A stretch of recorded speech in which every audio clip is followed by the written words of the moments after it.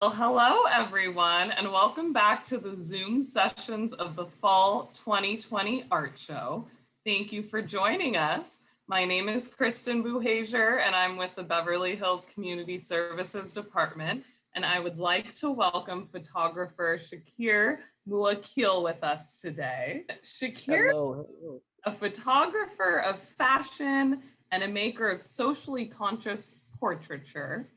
He loves to set a stage, introduce a significant costume, create a mood, and send a message. He received a first place award at our last in person art show event 1 year ago for his dramatic photographic portraits. He is currently based in both the Phoenix area and Los Angeles. So, how are you doing today, Shakir? I'm doing great, Kristen. I'm doing great. Glad to be here. Wonderful. We're so happy to have you. Tell us how you first got interested in art in the first place. As I look back upon it, I think I was always pretty creative. I think back about, when I was about first or second grade. We lived in Mississippi at the time, and I remember I got my new school supplies for school, and I took this 100 box of crayons that my mom spent her money on, and I took the glue and I made a log cabin out of it, and I remember those moments of me always creating things, and so I didn't really know it was being artistic until later in life, and I think my first year in college when I really got exposed to photography is where I really started paying attention to my creativity and a voice. Amazing. I love that you've had a creative bone in your body since a very young age. Yeah, But yeah, take a look yeah. at this piece, Sailor. This is amazing. Do you want to talk a little bit about this piece and how you created it? Yes, this is one of my favorite pieces. And so my background is I started off in fashion and the recording industry. I worked for several record companies when I was younger. When I first started off, I had some great opportunities to really get into that industry and worked in it for several years. And I had some great mentors that were artists, that were photo based artists. And so I was always interested in just doing something that was a little more creative than what I was doing for the commercial work. Commercial work to me was pretty stagnant and pretty trendy. I would have a production shoot, and it was like we bring out these magazines, but like we want to do that. And for me as an artist, it was like, well, we can do something a little different, and let's move on. And so I took the what I've learned from the commercial side and working for magazines, and I started putting that, implementing that into a fine art setting, and so like the fine art style. So this piece here is called Sailor, and so I have some remarkable production staff in terms of makeup artists, wardrobe, hairstylists that I usually do collaborative shoots on, and I come up with an idea and I share it with them, and everyone bring in their particular concept. That was what happened with this piece. I had this idea. I've always felt that photography can have a deeper meaning than what we see from a commercial standpoint. Usually it's advertising is trying to get you to buy some clothing, some boots or something from that magnitude. But I wanted to use that medium to create something that speaks to people from throughout time. My philosophy with photography is the camera is the only device we have that can capture time. The moment of me slapping my hands together, it's lost forever. The only way it could have been captured was by being on a camera, whether it's video or still.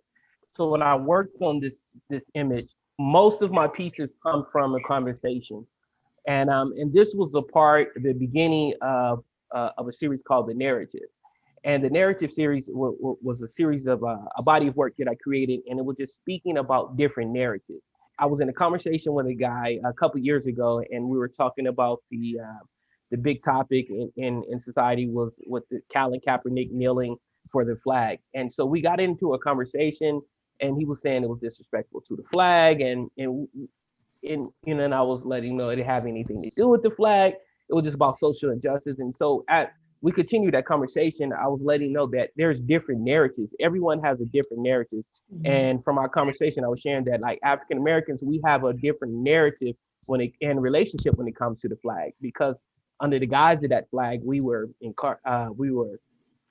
in bondage. We were incarcerated. I mean, we have such a negative standpoint as a community, and that all happened under the guise of this flag. And so it doesn't mean we don't love the flag, but we may have a different type of love or different understanding. But that's because everyone has a different narrative. So later on that evening, I started thinking about our conversation. And so I stepped out and I wanted to do narratives outside of myself. Like everyone knows their own narrative. Like you know your narrative as a woman. I know my narrative as a male and an African American man in the US. And so we all understand our narratives, but we don't look at the narrative of someone else and how that affects their viewpoint, their lives, and so on and so forth. And so that night I created a challenge and I wanted to step outside of myself. Now to Sailor. Sailor was from a conversation I had with a gentleman who was gay and in the military. So he shared his narrative with me. And so I took on it, this concept, and that's why I produced this. This was the concept. And so if you look at this piece called Sailor, he has a very fashion type of persona about himself. This old sailor regard, military kind of gives reference to that. And if you see his eye, he has a black eye.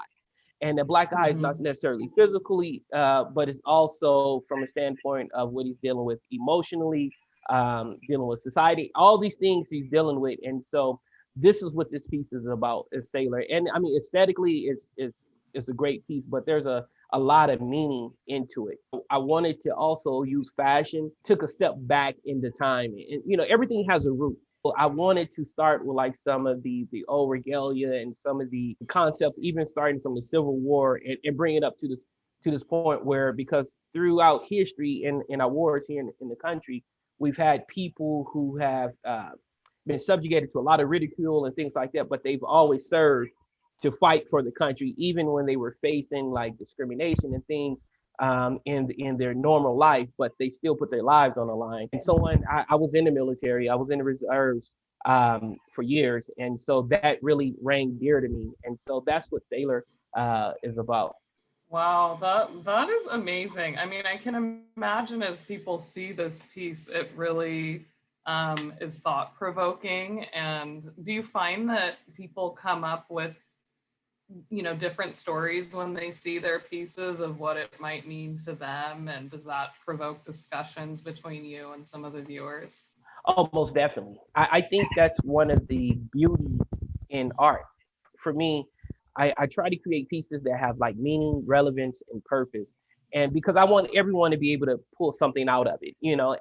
And I always have a difficult time titling, giving names and titling my work, because a lot of times I think it's up to the viewer to be Mhm. able to bring their concept. That helps bring dialogue and help bridge the gap between their viewpoint and my viewpoint. For me, art is always about bringing unity. It's about bringing understanding, and it's about bringing the collective together to make change and live better lives. You know, we all are here to live good lives. A lot of my work has allowed me to travel abroad, and one thing I realized around the world, everyone wants the same thing. Everyone wants to live a good life, leave Mhm. something better for their children, and be respected. And when we are aligned on those lines, you know, there's nothing that we can accomplish. I love that. And I totally agree with you. And I think that your art just provides space to have some of those really important conversations. It looks like this next piece would fall along the same lines of really provoking some interesting conversations. Do you want to talk about this piece a little bit? This piece here is titled "Domestic Violence," and it's also part of that narrative series. And it's kind of, you know, it stemmed from a conversation with a woman, um, and she was just talking about what she was feeling in terms of the flag. And so I still brought the flag into a few of these pieces just to bring in different conversations. And this piece here, when you hear domestic violence, you think about the violence from a man upon a woman, but it's not, it's what she's dealing with from society. So she's holding the flag with love and admiration and affection, but at the same time, it's bringing her tears, you know, bringing her sadness. And so it's that dichotomy that a lot of African Americans find themselves in. And so, but like I said, I wanted to shoot this from someone else's standpoint. So I took on this particular image was from a conversation I had with a woman. I like being inspired by the stories of individuals because it allows me to grow, and it gives me a challenge artistically to step outside of myself. And I think that's something that's very important for artists to do, is be able to step outside of yourself and see things a little different, and your work to start shifting. I know a lot of times artists, we always try to push the envelope because we get stagnant and comfortable. And so for me, this is a way for that allows me to step out of that, and it's always something new, and exciting, a new challenge for me to step into and try to be creative with. I love that. Now, it seems like a lot of your pieces, talk about social injustice and have that kind of theme. Would you say that that's accurate, first of all? And second of all, has that always been a theme of your artwork, or has that evolved over time? I think it changes with the environment. A lot of times, we all are inspired by particular environment. So I've always have a connection to people. I would say that, a lot of my work, and we'll probably see some at the end, where I really deal a lot with individuals that are going through hardship, and most of the time homeless.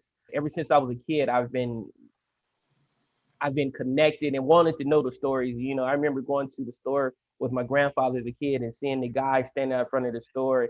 And I always wanted to know his story. How did he end up there, and his life? And so I've always been attracted to humans and the stories and trials and tribulations of humans. And so whether it's dealing from a social standpoint or economic, I always have this compassion for human beings. It's something that I can't get away from. Like the pieces now that are showing, like this gentleman here, Deonte. I actually met him and the guy before him, the Red Duluth. I met them at gas stations, and every time I meet someone, I often write down notes. I take notes. I know their names. I know where they're from. I know their situation, because I never want to feel like I'm taking advantage of them. I think they have a story to tell, and I'm just the person in the middle to be able to share that with someone else. So about 2, 3 years ago, myself and a couple other friends that are artists, we started a nonprofit called Organized Humanity, organizedhumanity.org.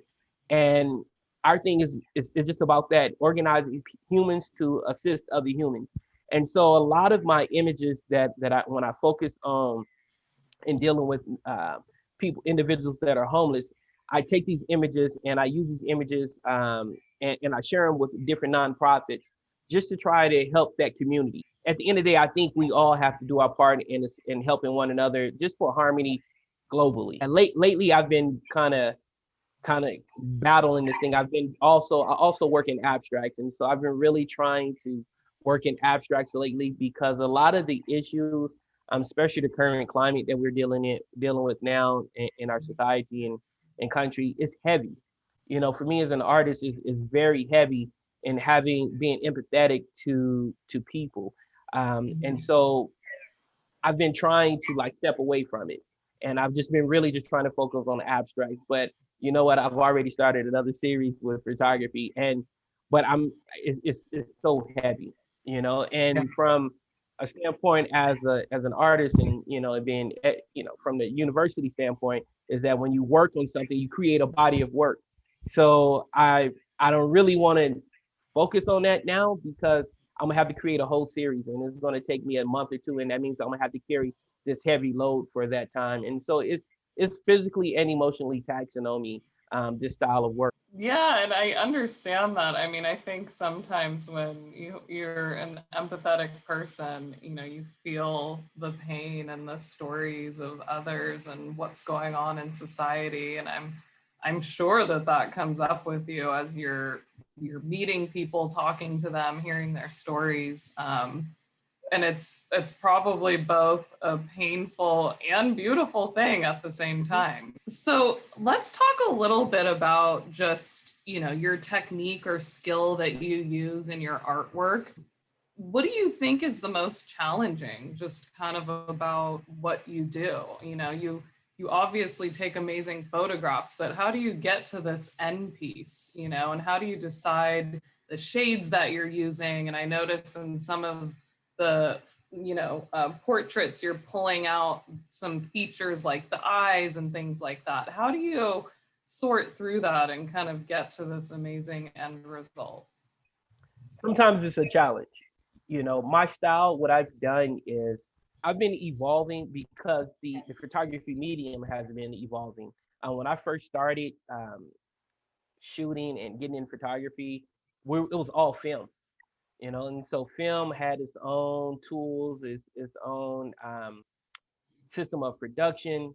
And so I went from printing in the dark room to now having to relinquish that to a lab, and then take, you know, now working more at a little digital. So it's always evolving. You know, it's not a technique, particular techniques that I've been with for years, and it's still evolving. Just, and a lot of times it has to do with my resources, in terms of a lot of photography labs are out of business now, you know, in terms of Right. digital. So you have new companies. So you have to build a new relationship, and then you have to try their product and their timeline and guidelines and so on and so forth. And so it's forever evolving. But what I like to do is I like large images. I want my Mhm. pieces to be, um, I want them to stand out. I want them to kind of like capture you, where you're kind of standing in front of this piece and it's larger than life. And so Mhm. it brings a certain amount of emotional thought to it. It brings it takes you on a journey, you know.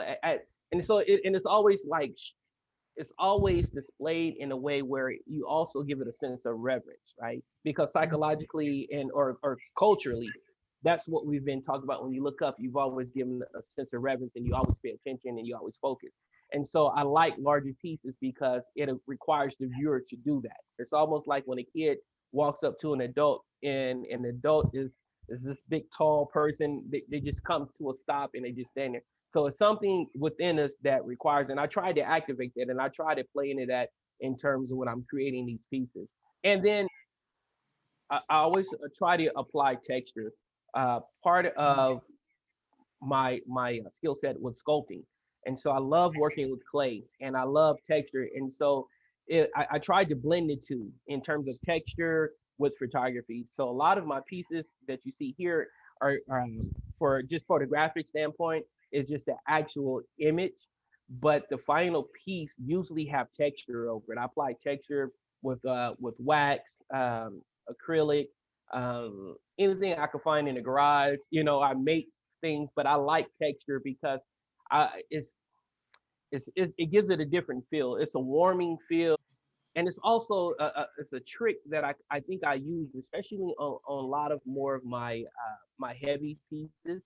Mhm. When it's looked at more so as with texture, or people relate to it as almost like a painting.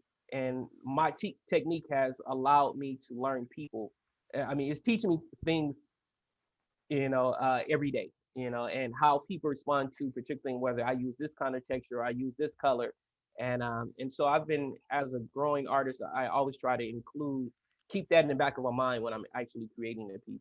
Yes, I love that. And I was actually going to say that for some of your pieces, like Sailor, it almost looks like it could be a painting. You know, if you were just kind of walking by, you could do a double take and go, is this a photograph or a painting? So we did have a question come in, and it's about the piece Domestic Violence.